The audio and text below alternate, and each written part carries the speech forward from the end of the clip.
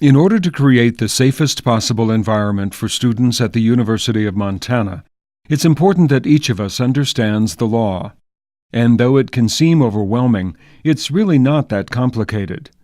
According to Montana law, anyone having sex with someone without their consent has committed rape, a crime that has a minimum penalty of 2 years in prison. Anyone touching someone sexually without their consent has committed sexual assault. In Montana law, without consent means 1. The victim is compelled to submit by force against the victim or another. 2. The victim is incapable of consent because the victim is mentally disordered or incapacitated, physically helpless, overcome by deception, coercion, or surprise, less than 16 years old. Most of the time we think of consent in the negative. For example, she didn't say no, or scream, or punch or kick. It is important to understand that consent is about saying yes, much more than it is about not hearing no. In addition to these two, there are laws relating to other forms of personal violence, such as partner violence and stalking. The bottom line is that Montana law is there to help you, and understanding it is a powerful tool in ensuring your personal safety.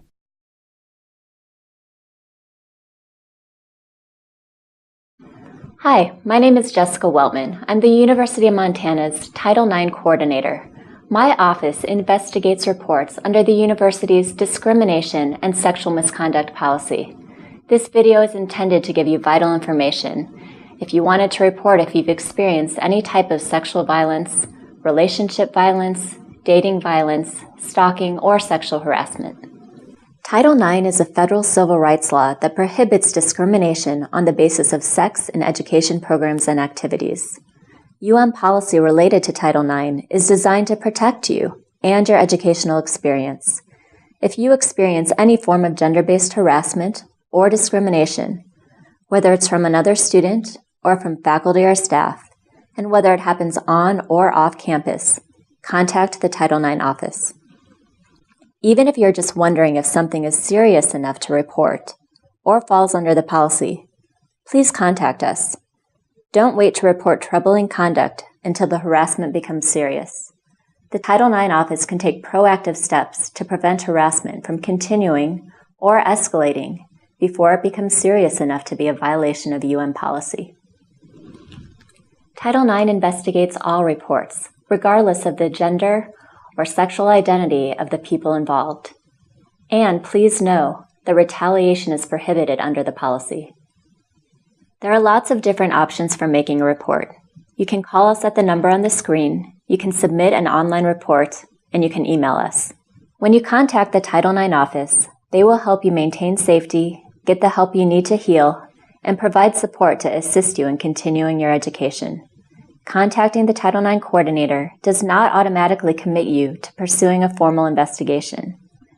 The Title IX coordinator provides a choice concerning a Title IX investigation and accountability under the university policy, and can assist you in contacting law enforcement to pursue a criminal report if you wish.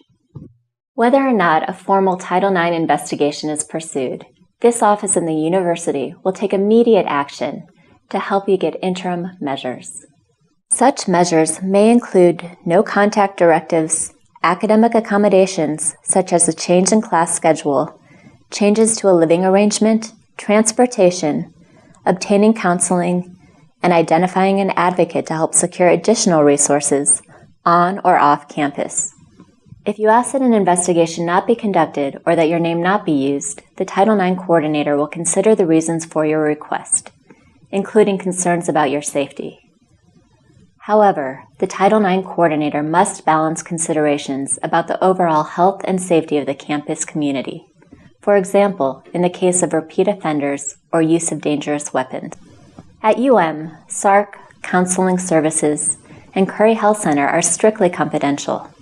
If you go to SARC, they can give you information and resources about reporting to both the Title IX coordinator and to law enforcement. And your information will not be shared without your permission under Montana and federal law. You have the right to bring a support person, like a friend or even an attorney, to any meeting that we have. Also, you have the right to hear the outcome of the investigation. Reporting to the Title IX office is not the same as reporting to law enforcement. The Title IX office works closely with UMPD and can give you resources and options about a possible criminal investigation. A Title IX investigation is separate from a criminal investigation. One important difference is that a Title IX investigator only has to find a preponderance of evidence to recommend action. A preponderance means it's more likely than not that the policy was violated. In a criminal investigation, the burden of proof is beyond a reasonable doubt. The university has an amnesty policy. This means that students who report information to the Title IX coordinator will not be disciplined for drug or alcohol use associated with the incident. It's important to understand that whether or not conduct results in a criminal or civil proceeding in the courts, students at the University of Montana are accountable to all university policies and procedures. Even if a student is not convicted of a crime in the courts, he or she may be disciplined or expelled by the university. Sanctions differ on a case-by-case basis. UM has many resources and policies to help you to achieve your educational goals. Please do become familiar with these policies and the resources. And if you ever have questions, please ask. My name is Drew Calling, and I'm the director of SARC, the Student Advocacy Resource Center. At SARC, we offer advocacy and counseling services for survivors of sexual assault, relationship violence, harassment, or discrimination based on gender, sexual orientation, race, ethnicity, ability, and religion. Our services are free and confidential. SARC advocates can inform and support clients with decision-making and access to helpful resources. If clients choose to report, we can provide support for that as well. Our counselors are here to help. Our office is open for drop-ins Monday through Friday, 9 a.m. to 4, and we are available 24 hours a day at 243-6559 during the academic year. We are here to support you, your friends, and family. And remember, if you're triggered by this tutorial, call us and we will help. Students found to have violated the discrimination, harassment, sexual misconduct, stalking, and retaliation policy will be subjected to disciplinary sanctions under the University of Montana Student Conduct Code. Off-campus conduct can also be the university's business if the student is violating the discrimination, harassment, sexual misconduct, stalking, and retaliation policy off-campus. Actions in violation of that policy can have continuing effects on campus that we will address, which can include sanctioning students for off-campus conduct. Possible sanctions can include anything from disciplinary warning to suspension or even expulsion from the university. The university may also withhold a degree or even rescind a degree if the violation occurred while the person was a student.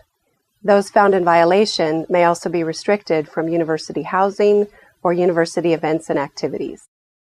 Some campus departments, such as athletics, might have additional penalties they impose for students belonging to those programs. Sanctions under the UM Student Conduct Code will be permanently noted in a student's disciplinary record. It's important to keep in mind that the university disciplinary process is separate from the criminal process and can proceed parallel to the criminal process.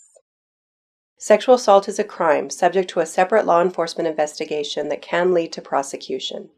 Finally, I want to remind you that the UM Student Conduct Code prohibits students from lying or providing false information during an investigation or disciplinary proceeding. Students can face disciplinary sanctions if they lie during a Title IX investigation or any part of a disciplinary proceeding.